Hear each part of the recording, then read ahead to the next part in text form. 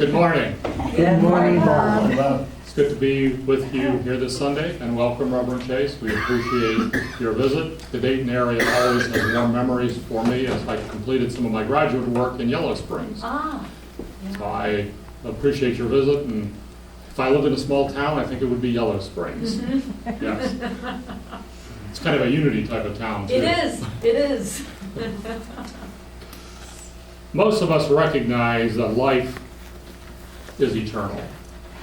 Ultimately, all of us put down our physical bodies like an old pair of clothes. Still, our life goes on in one form or another. That's part of the mystery about life. And my next three messages are going to talk about that mystery and how it is just a continuing journey of our soul. We go on, although we don't know all the details. Our faith kind of fills in that gap.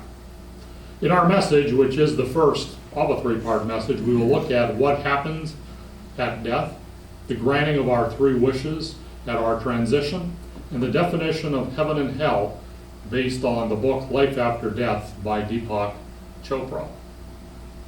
Deepak has some interesting ideas. I think they're pretty consistent with unity teachings. From the beginning of time, people have wondered what happens at death. Death is one of the mysteries that punctuates life. A lot of times we refer to life as being a mystery, but the time we make our transition is also a mystery too, because all we're doing is transitioning from one form of life into another form of life. As we will learn in today's message, death is as much a mystery as life. Secondly, our transition results into granting of three wishes.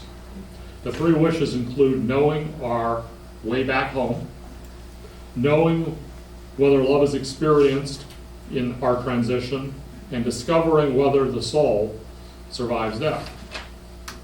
Lastly, we'll examine the definition of heaven and hell. Heaven and hell is experienced from the beliefs that we hold. In the afterlife, we will experience what we believe. We experience heaven as we connect more to our soul. Actually, according to Dr. Chopra, we have the ability to connect more with our soul after we've cut the earthly ties. So let's jump right into our material. And the first section we're going to deal with is what happens at death. I usually don't like to use that word, but since the book is named Life After Death, I probably will use it more often than I normally do. But I will try to substitute transition in when I can, because death is not an ending. It's really a transition. So it's an age-old question. What happens to us and our loved ones after we pass off the earthly scene? Death is actually a miracle, just as life is. And that's an interesting way to look at it. It's just a reframing of what that is. Many traditional religions believe that death brings the presence of God near. In fact, death brings about miraculous change. That's changes in our form. And it also undoubtedly releases some of the capacity that we maybe don't express as well while we're in this human form. Death replaces time with timelessness. The boundaries of space is stretched to infinity. It reveals the source of life, and it brings a new way of knowing beyond the five senses.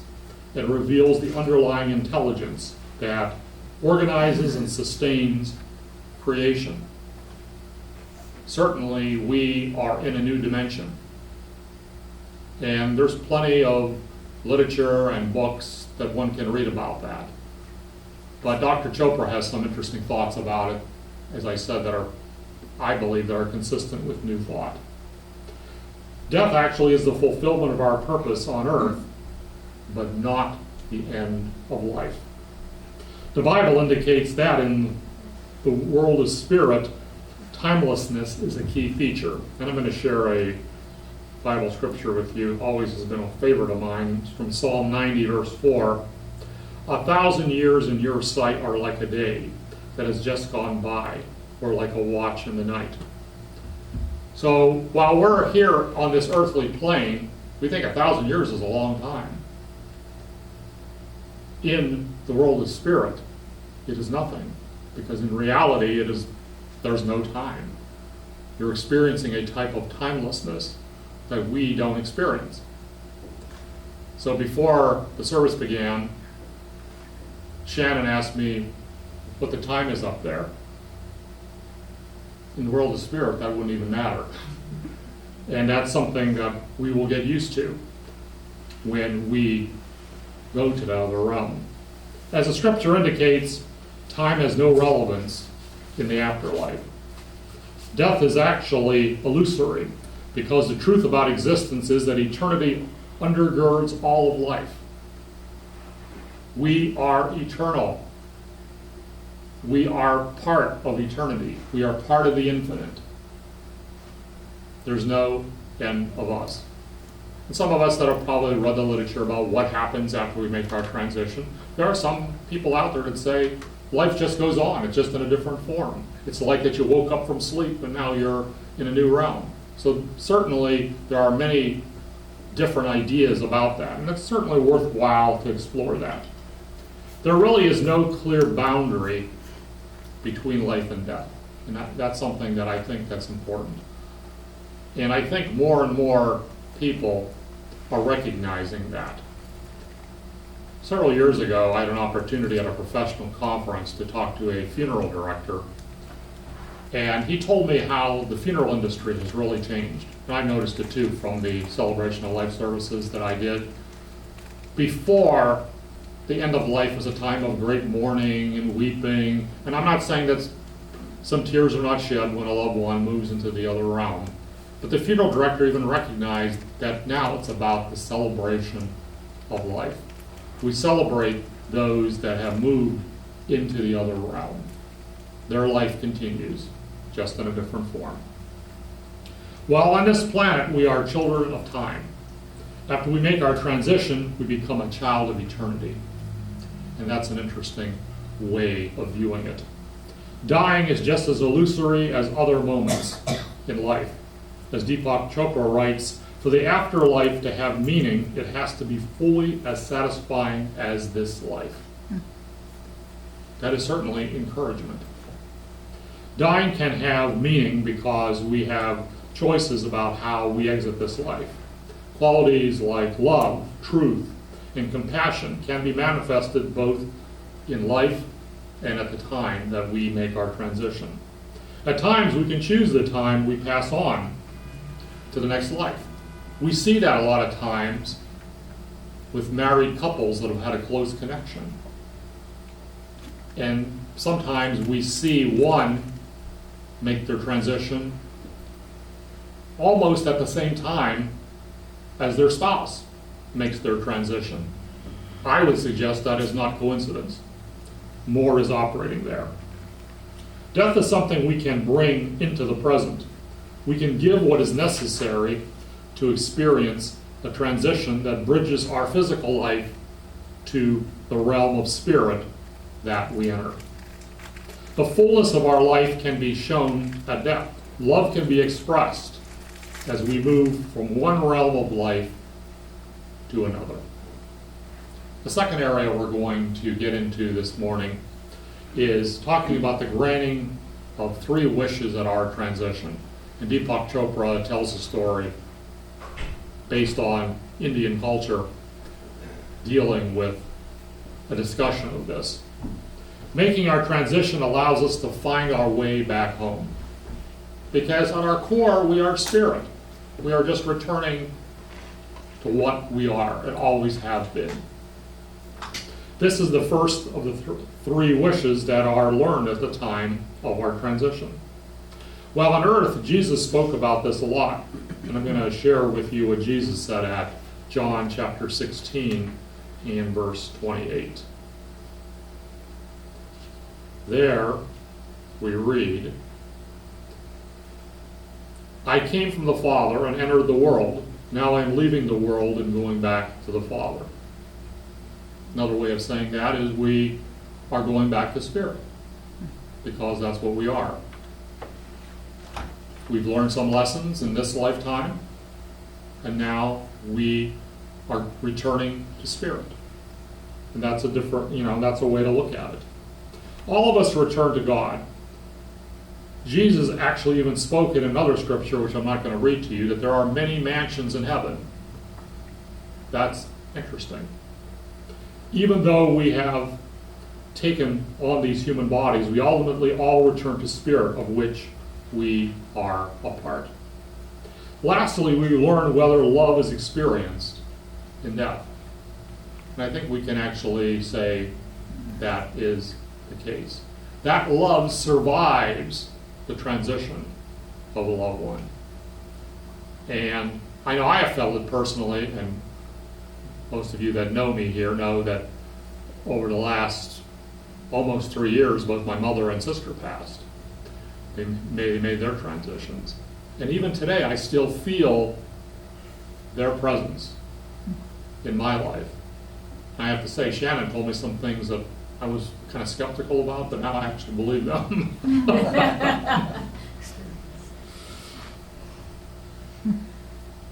Unequivocally, we can answer yes, that love is part of the process of transition. That is why the soul survives beyond our transition. If we pursue the path of wisdom, we will discover the light of immortality that shines brightly within us. All of these wishes relate to belief. And of course, a core teaching of unity is that our thinking really creates our life. But let's take that a step further. Our thinking will also create our afterlife as well. Sometimes we need to ask ourselves the question about whether all of our beliefs about the afterlife are correct. And as I just mentioned, in Unity we teach according to our principles and other teachings about watching our thoughts, because whatever we're thinking, we're going to bring into our life. Taken to its natural conclusion, maybe our thinking and our thoughts create the kind of afterlife we are going to experience. And that was an interesting thought that Deepak Chopra actually brought out in this book. In the afterlife, we might experience the kind of God we believe in. Wouldn't that be interesting? If we believe there are angels in the afterlife, that is what we may experience. There may be something like total bliss or something that may be a little less. Again, depending upon what we believe. Because what we believe is what we are going to receive. Our consciousness will have a role in shaping what our afterlife looks like. If we are agnostic and have serious doubts about our faith, this may carry over into the next life. Therefore, choice may play a role in the afterlife we have. Our choices begin at the level of consciousness we find ourselves at. When you cut to the chase, so to speak, it's all about consciousness. That's what it's all about. Many factors help form our consciousness. This includes our culture, conditioning, memory, and expectations. The choices we make based on these factors creates both our reality and our afterlife. And it's something worth considering. This was probably the first time, even myself, that I've read something to that effect, that our thoughts can create our afterlife. The last area we're going to touch on this morning are definitions of heaven and hell. And most of us, in unity and new thought are familiar that those are actually states of consciousness. Just as the afterlife can be defined by our beliefs, so can the concepts of heaven and hell. Two ideas play a major role in determining whether we will experience life as heaven or hell. That is sin and karma. In the traditional Christian traditions, sin is a big concept. In the Eastern traditions, there's somewhat of a counterpart that people call karma. So we're going to talk about this relationship to belief in sin and karma to actually our belief in heaven and hell, and whether we create heaven and hell based on those beliefs in sin and karma. There's actually some that believe that hell is a payback for committing sins. And as I said, a related idea is karma, and it is an Eastern concept, but it suggests good deeds in life will contribute to good results. On the other hand, what some might label bad deeds will be paid by bad results in life. The karma from good and bad deeds can even follow us into subsequent lives, according to Eastern tradition and Eastern philosophy. The Bible summarizes this way in Galatians chapter 6 and verse 7. Do not be deceived. God cannot be mocked. A man reaps what he sows. And when we're talking about reaping what we are sowing, we're talking about reaping what we're reaping and sowing what we're thinking. And that's something that's important. That's why it's imperative that we have positive thoughts and positive thinking. Because inadvertently we may create something that we would prefer not to experience. Our belief in hell represents a low level in consciousness.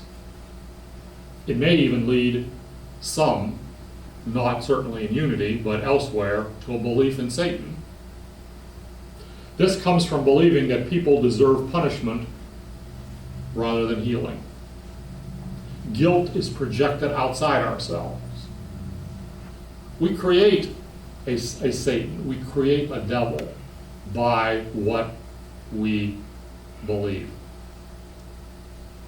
There's no indication that there is such a negative spirit personage as a Satan or as a devil. When we experience heaven, on the other hand, Satan is considered unreal. That's a much different way to think about it. And in unity, we do not view Satan as a figure that is tempting us, or that old expression that goes way back even when I was a kid. The devil made me do it, that type of thing. We're, in a sense, giving up our own responsibility and our own power when we project various events and various actions on someone else. There's also a belief in consciousness when we're in a place of heaven, and probably two of the most beautiful expressions that we can experience in heaven are healing and forgiveness. And I think that's why a lot of us come to a unity church or come to a New Thought church. We want to be able to heal and forgive. We don't want to come here and have somebody up here on the lectern telling you how bad you are. But again, it's all about consciousness. And sometimes we see that just by conversations we have with people from different spiritual traditions. Not that these people aren't deserving. I remember the experience, I think it was Pete that shared with talking to the Baptist minister across the street. That's a conversation that you'd have to be very diplomatic in having, to say the least. Coming from the place of heaven reveals the soul that is within us. When we are in this state, we are centered within. So when we are centered, we are actually in heaven right now. Our mind is clear. We feel time has stopped.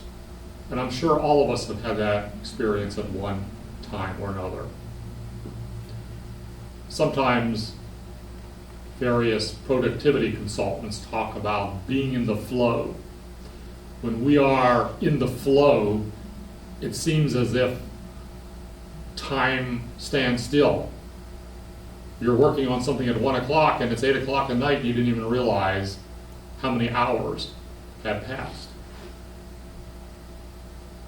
When we are in heaven, we experience that. At times we feel as if we have merged with another. That is also a part of feeling that we are in heaven. Our soul experiences bliss. You have flashes of intuition and have a sense of what is going to happen next. And I'm sure many of us have had those, again, types of experiences. We're able to sense what is true. There are other times that we feel very loved and safe. That is what heaven is about. That is how we experience heaven. And certainly in our future transitions from this scene, that'll even be more enhanced in the afterlife. We talked a little bit about sin and karma. I'm going to focus a little bit on karma as we begin to wrap up the message for today. Some individuals believe that karma will automatically bring certain results to you, regardless of what happens in the future. What I would suggest is that karma is a field of choice. Once again, if we change our thinking, we change what the results will be for us. There's not somebody up in the cloud somewhere that has a tablet and that's counting how many times that maybe we didn't do something as well as maybe we should have. Again, it's a matter of thought. Let us choose heaven, not hell. Karma is not predestined. Neither does the concept from traditional Christianity, the concept of sin, neither does that ensnare us in some type of negative experience either. Let us enjoy the taste of heaven that we have while we are here. Because what we experience here will be even more magnified in the afterlife. When I come back in several weeks, in the second installment of this series, we will look at the destinations for the soul, the powers of the eternal soul, the three worlds of consciousness, and having a life beyond boundaries. Namaste.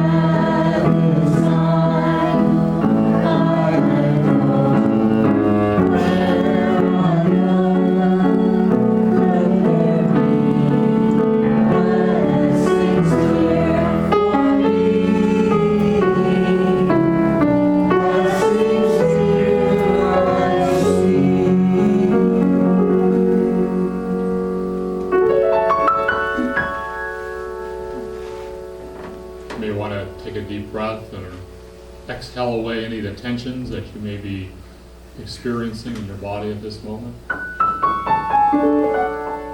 Your feet firmly planted on the floor in front of you, and making sure that you are in a comfortable position.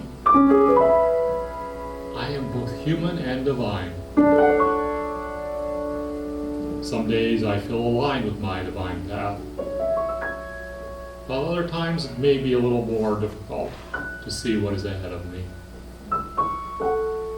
There are times I have every answer, and I shine with confidence, and others. And then there's other times that I may have self-doubt. I am a unique and perfect expression of the divine, and I am human. I am created in the image and likeness of my source, and because there is always more than just the experiences of my senses. Beyond what I can see and feel is the underlying truth that moves outside of seeming appearances. If I feel challenged, I can always pause and become aware of my Christ light within, and rest in the assurance that I am part of the allness of God. I live fully from my divine identity. There are experiences in life that satisfy my soul. These lead me on the path of discovery to enhance my mind, body, and spirit. As I recognize the presence of spirit within, I acknowledge I am a spiritual being connected to the source of all power, all good, all love, and more.